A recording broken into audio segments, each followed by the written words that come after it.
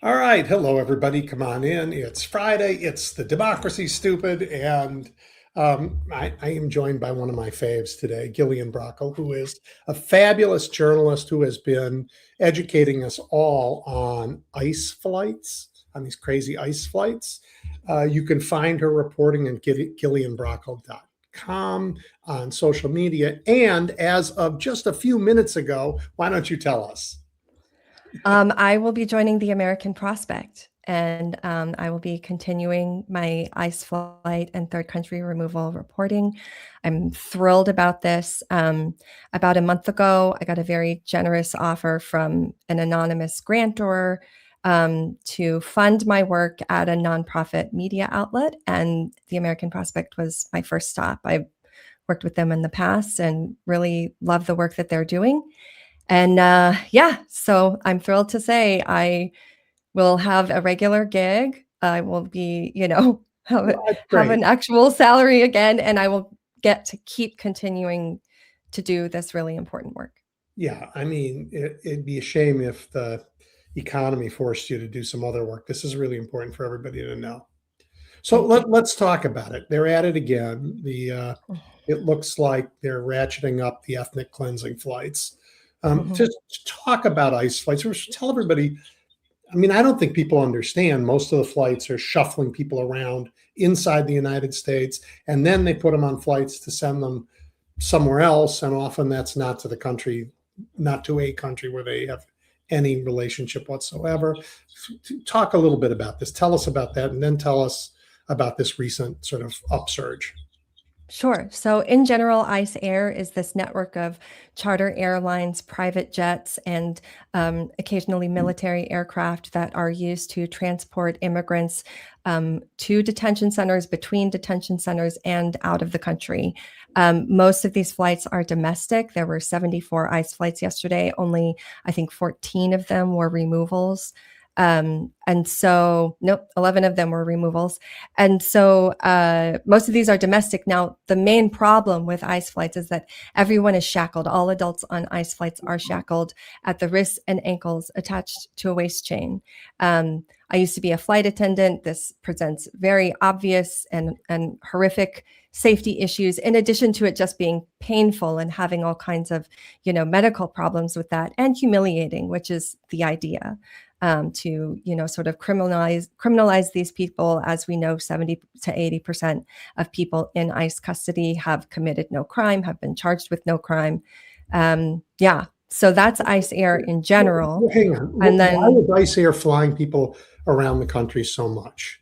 Are they just taking people and flying them to these detention centers we've learned about? Or are they shuffling people back and forth to keep them from finding a lawyer? they're shuffling them. Absolutely, 100%. ICE Flight Monitor at Human Rights First, they've been tracking ICE flights for a very long time. And, we've seen ICE flights and deportations and removals increase a lot in Trump's second term, but to a much, much greater degree, these internal shuffle flights between detention centers have increased. And, the immigrants who are detained have no say in where they're detained, when they get moved. So, human rights groups, immigration attorneys, and the immigrants themselves say that they get moved as retaliation. Maybe they complained at a certain detention center, or they have an important court date coming up. They'll move them to a different jurisdiction, and their case has to start all over again. This also separates them from their family, from important court documents that could help them fight their cases. They'll have to get new attorneys if they go to a new jurisdiction. So it's really a torture device. This entire network is a torture device designed to wear immigrants down and get them to agree to be voluntarily removed when they might have a legal right to remain in this Yeah. country. I mean, and how transparent? I mean, if my brother got picked up by ICE and taken, Mm. and I think he's in the Dilley Detention Center, but they're flying Mm. him around. How do I know where he is? I mean, are they keeping accurate and current lists so that people can at least keep track of their friends and relatives who've been pinched by these guys? So there is an ICE locator system where you can look up where your loved one is online. Mhm. However, it's terribly maintained. It's very slowly updated. And when someone is being transferred, they're not in the system at all. So people can just disappear from the system for days, and they don't know if it's because their loved one has been removed or if they're just being shuffled. And, what we see a lot of the times when they shuffle people, they'll put them on a sort of circuit where they'll be flying from one place to another for 5 days straight. And so it's not just, oh, I got moved from one place to another. It's I got moved to 5 places in a week. I got moved around, multiple places, and they're out of the locator system that entire time. And if you are not, watching if you don't have access to the plane schedules and where all these planes are going, which the vast majority of people don't, you have no idea where your loved one is. There is a group, right? Yeah. And there is a group, I should say, Lexington Alarm. They have a tool now called the Habeas Flight Watch Dashboard. If you go to lexingtonalarm.org, you can find it. And so these are ICE flight tracking activists who they're at a level of expertise now watching these flights that they are able to predict their schedules. And so piece of paper to write that down. Sorry. Yeah, it's a fantastic tool. And so you can, if you're an attorney or a loved one, you can go to this site and see what planes are headed to your city, how long it's going to be till they get there. And then if you're an immigration attorney, there's also a button you can click that will create a document about the plane that you can put in a habeas filing. One really important thing to know is that habeas is in your jurisdiction until the plane lands somewhere else. So if the plane's already taken off and an immigrant is on it, if you file your habeas in your community before that plane lands and you have documentation about it, the ICE has to bring them back. Crazy and expensive. Yes, right. Fantastically expensive. So now talk about the international flights and what's happening with them. The removal flights, there are multiple flights to Mexico, Honduras, Guatemala every single day. Some of the flights are extremely long. The flights to Southeast Asia, which we've seen a huge uptick in removals to Southeast Asia in Trump's second term. Some of these flights can last 40, 50, 60 hours. People are shackled the whole time. They are not allowed to get up and stretch. The longest I've recorded and confirmed with passengers on the plane is 82 hours. People were shackled for 82 hours straight while they were being deported to Vietnam. The flight must stop in a bunch of places to take 82 hours. Yeah. So, the other thing is that a lot of these planes are allegedly poorly maintained and have to return a lot. So the 82-hour one left Alexandria, Louisiana, which is ICE's main hub, went to Baltimore for a fuel stop. There was some kind of mechanical issue, according to a flight attendant who was on that flight who talked to me. And it had to return to Alexandria. The people were not unshackled. They were put in a holding room next to the tarmac and had to sleep on the floor overnight. And then once the plane was fixed, they were put back on it. And then their deportation to Vietnam began all over. And that it is going from Baltimore to Sofia, Bulgaria, stops in the Middle East, in India, in Cambodia, Laos, and then Vietnam is usually last. And these are not principally Vietnamese that are being deported there. To Vietnam, it is only Vietnamese. So we can talk about third country removals, but that's a separate thing from this. Okay, good. And you mentioned the flight attendants, but flight attendants in these flights aren't really communicating most of the time with the passengers, right? They have guards. Right. So the flight attendants are really not permitted to interact with the passengers in any way, which is, in my opinion, extremely dangerous. They're really just there to arm and disarm the doors. But every ICE flight will have a couple of ICE agents or other federal agents and geo group guards. And so there will be, dozens up to 40 geo group guards on every ICE flight. And they're the ones that are doing everything. They're handing out food. It's the same disgusting food that you hear about in the ICE detention centers. And they are, quite brutal. I've heard that like the nice ones will let you get up and use the lavatory, and they might unshackle one hand so that you can clean yourself when you're done. But that's not standard. And some of them just don't let people get up at all the entire time, which is incredibly painful and can be quite dangerous if you think about blood clots.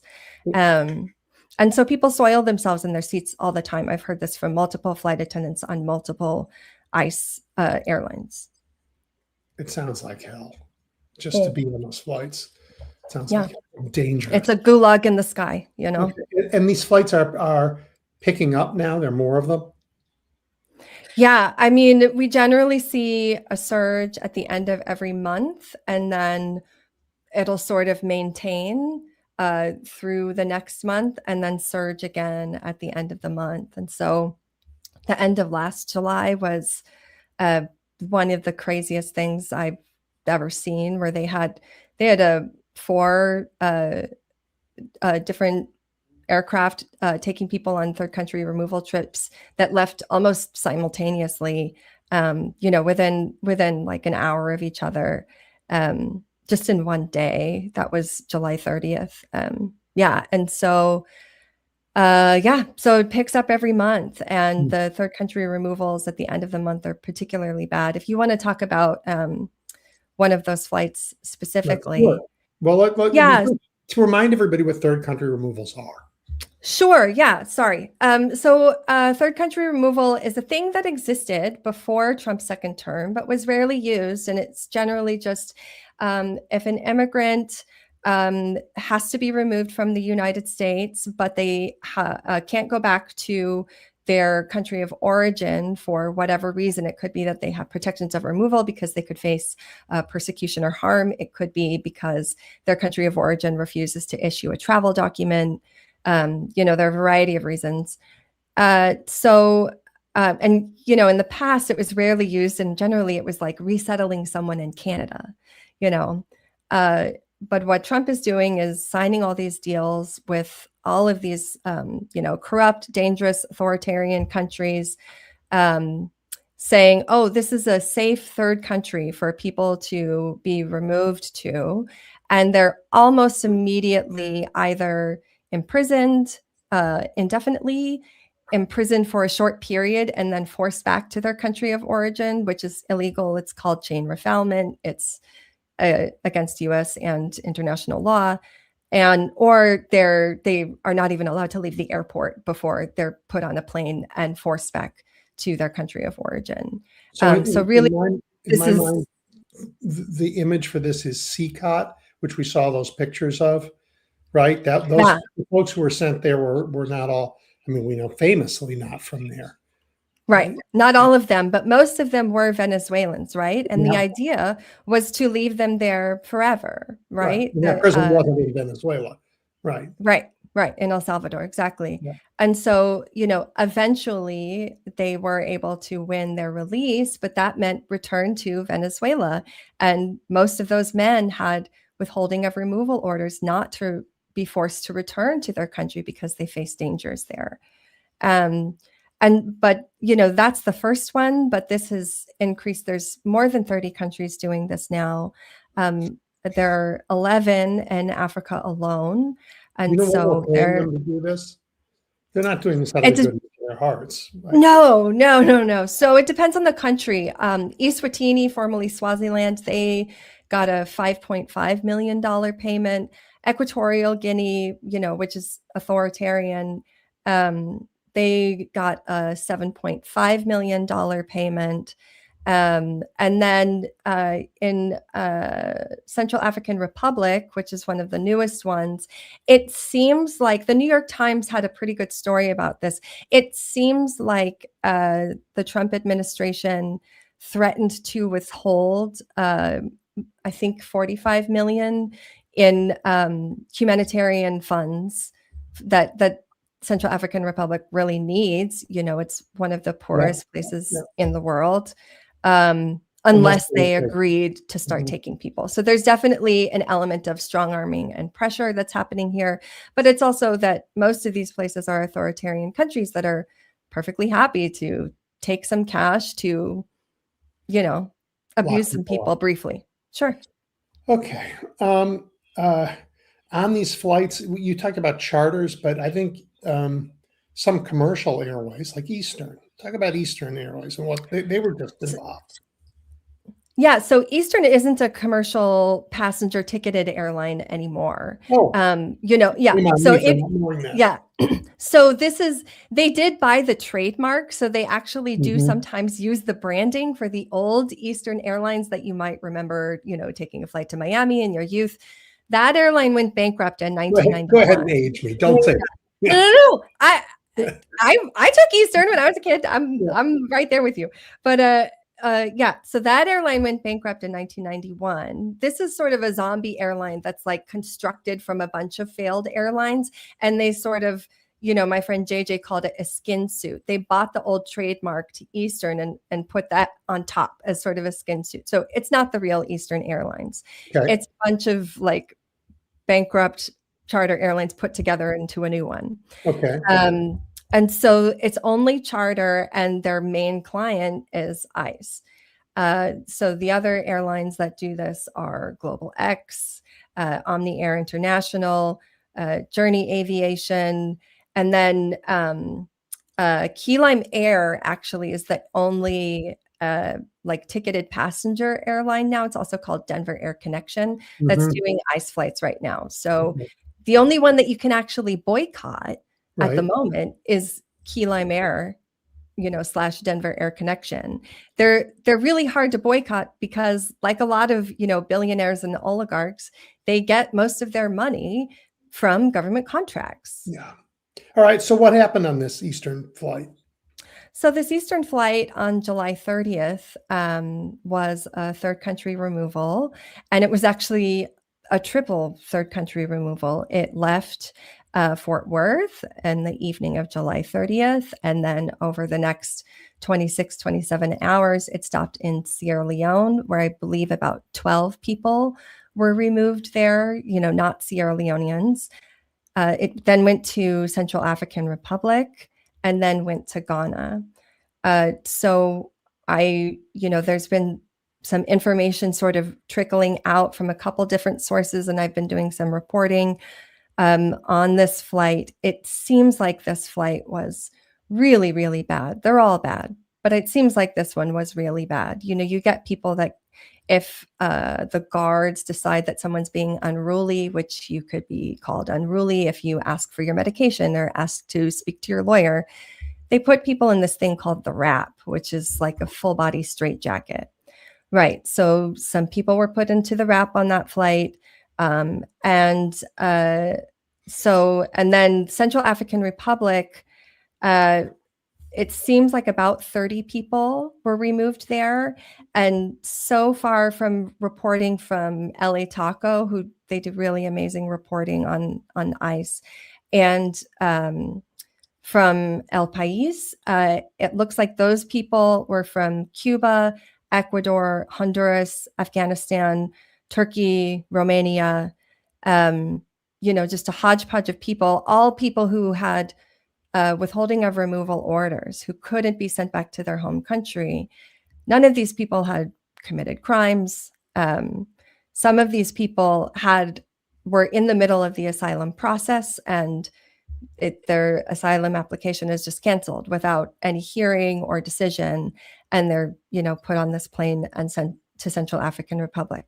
They are staying at a hotel that they're not allowed to leave, and they haven't even been pressured yet to return to their countries of origin.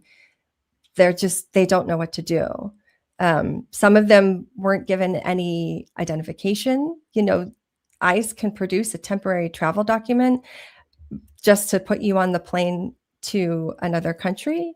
But if you don't have a passport or any kind of ID, once you arrive in that country, you're essentially stateless. You can't even get a Western Union from your family without identification.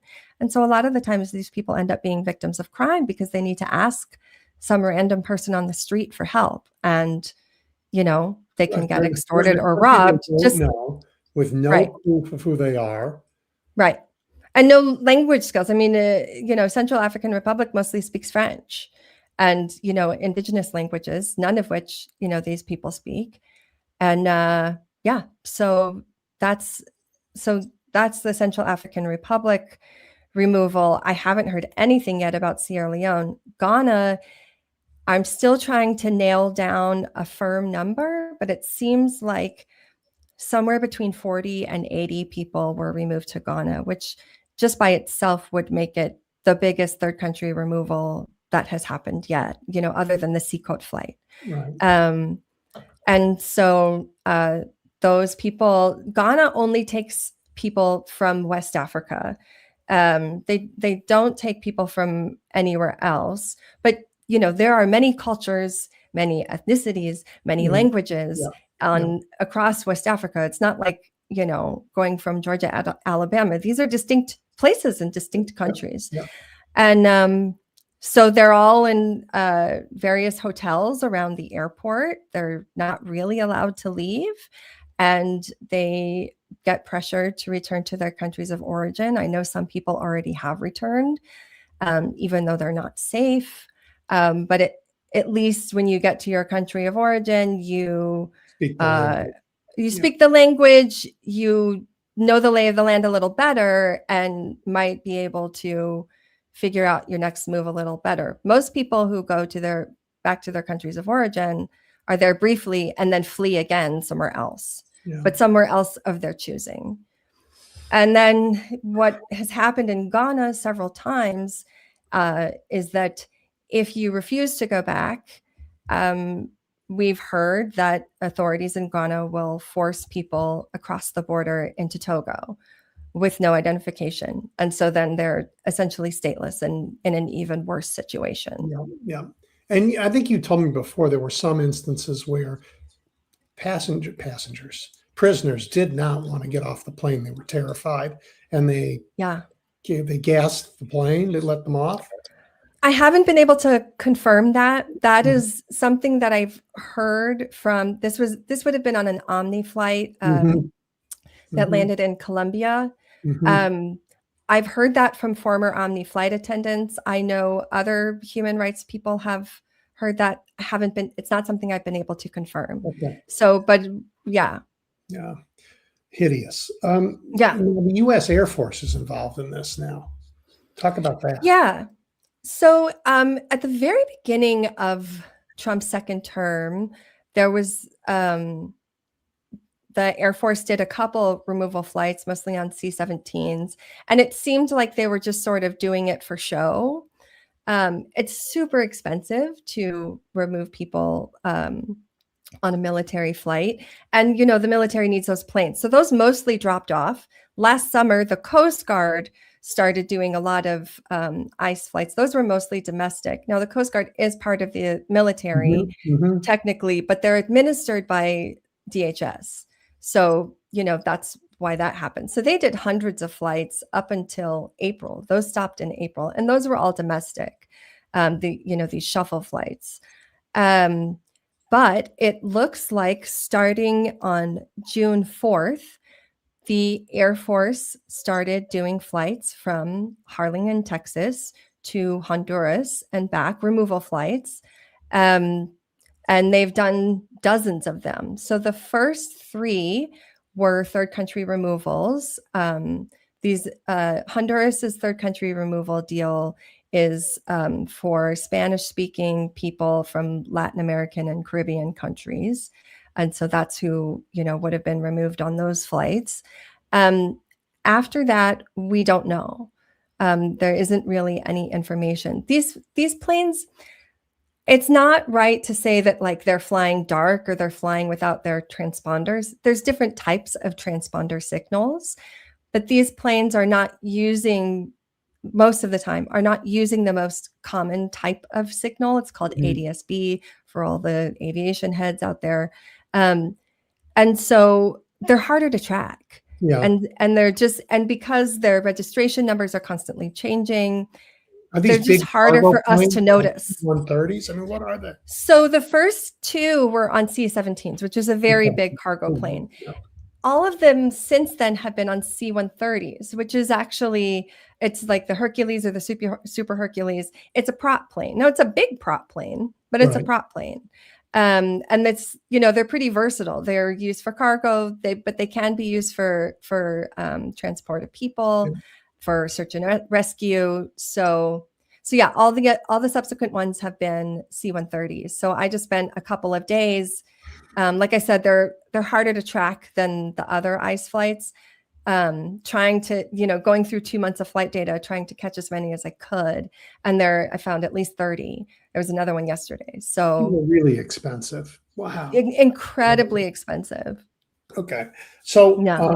speaking of expenses, I think there's been a bunch of reporting about $464 million spent Yeah. to buy a Yeah. fleet of planes for, Yeah. but these were the ones that we saw pictures of, with Christy Nome was there with the golden bathrooms and the bed, but they seem Yeah. to strip those out now.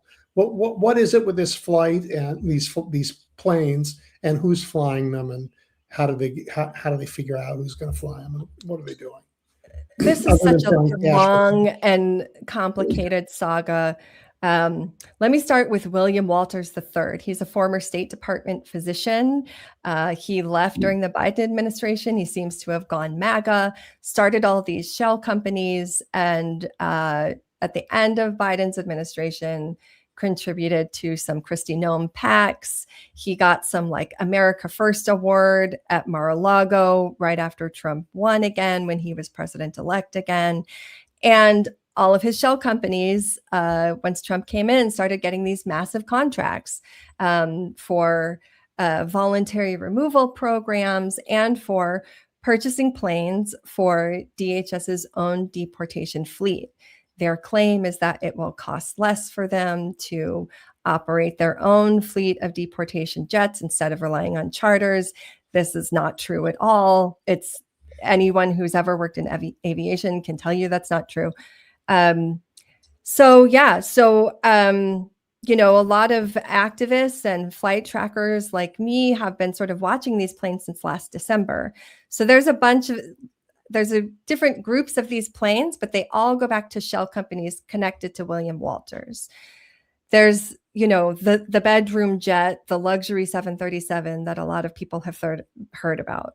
But there are 2 Gulfstream 650s. They're like, you know, private business jet. And then there are 7 737 passenger jets that they bought from Avello, from their former deportation charter. Yeah.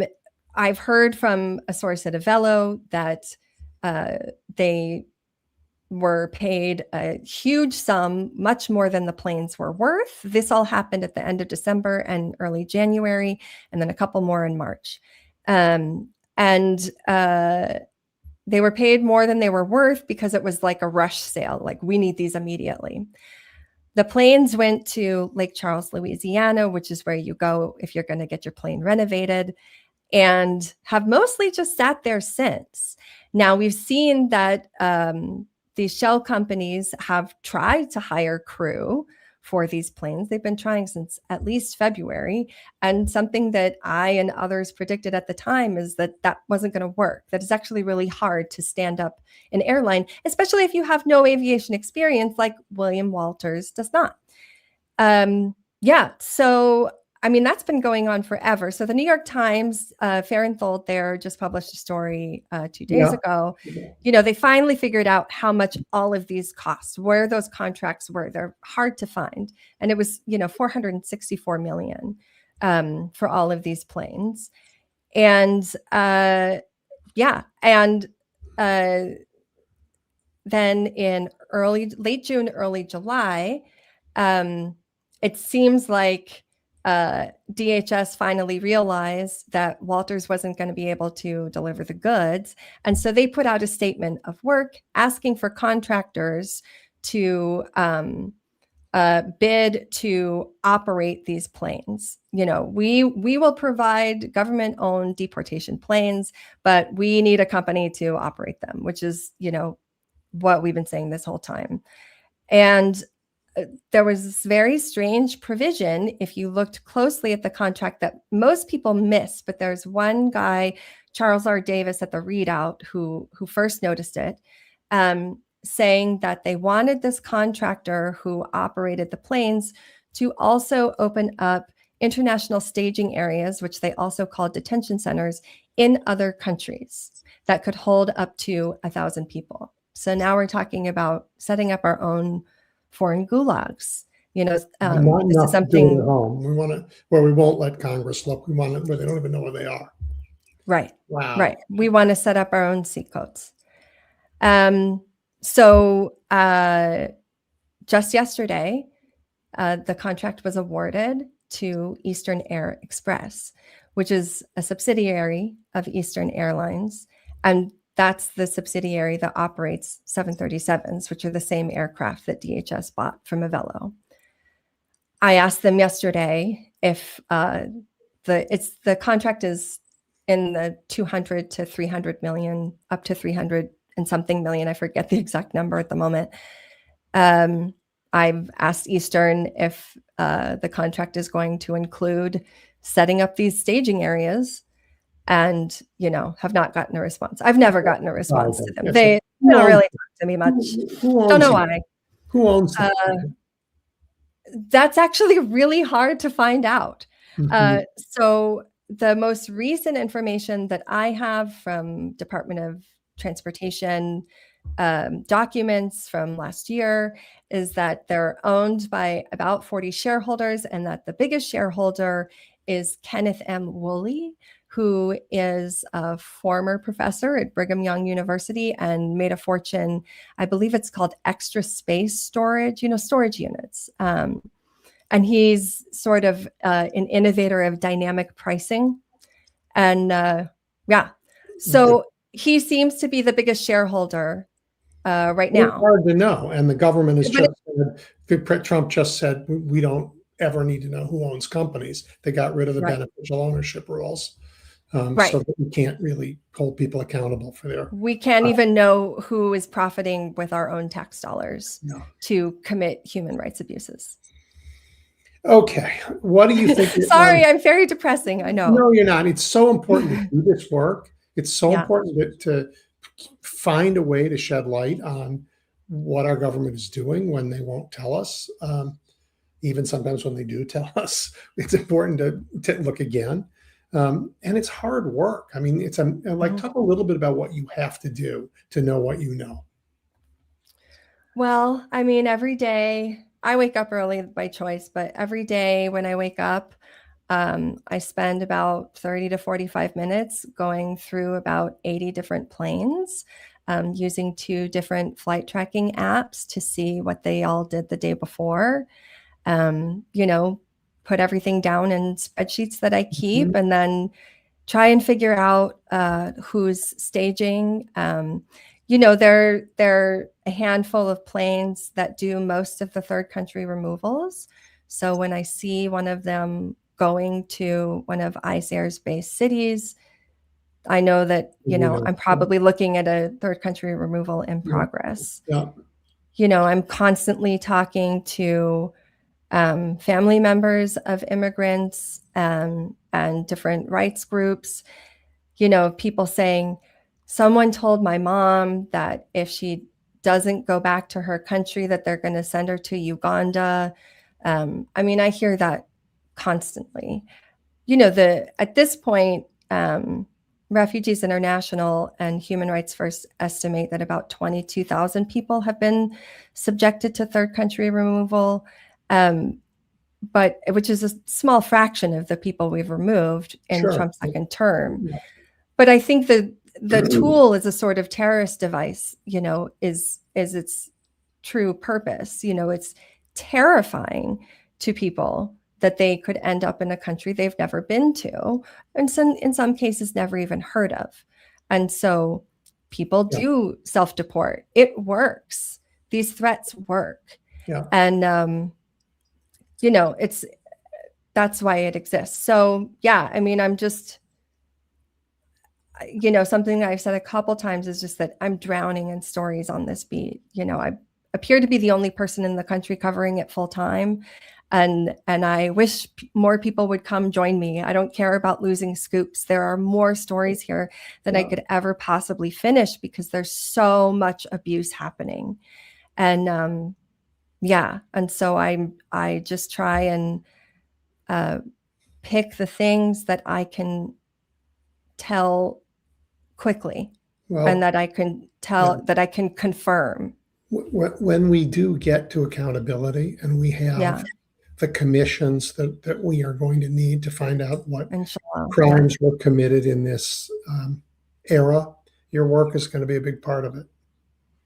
I've got lots of spreadsheets, you know, I hope to hand them over to some authority someday.